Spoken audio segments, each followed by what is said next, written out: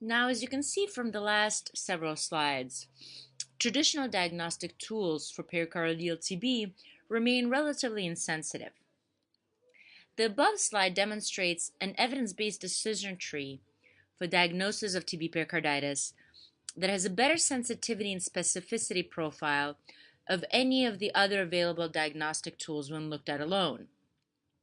The diagnostic tree is not perfect as it mandates the availability of pericardial fluid, and thereby an invasive procedure must be done onto the patient.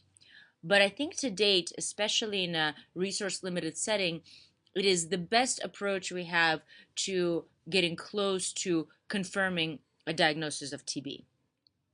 The decision tree was derived by a research group in South Africa, acknowledging that isolating TB bacilli from pericardial fluid is often challenging with a low sensitivity of both AFB stain and culture, that they needed to come up with other diagnostic criteria.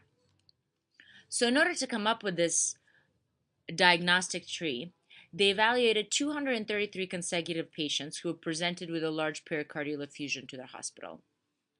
Based on the study results of sensitivity and specificity of each laboratory finding for the diagnosis of TB, which was also independently derived from the study authors identified 4 parameters: ADA level, HIV serology, peripheral blood leukocyte count, and pericardial fluid differential leukocyte count that could be used in a classification tree for the diagnosis of pericardial TB.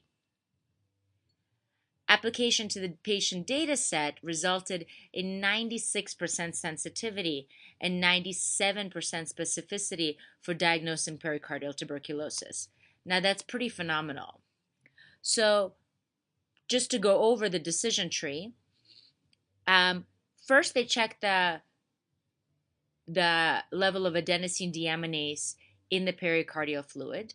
If it was greater than 40, then they went on to check the peripheral white blood cell count.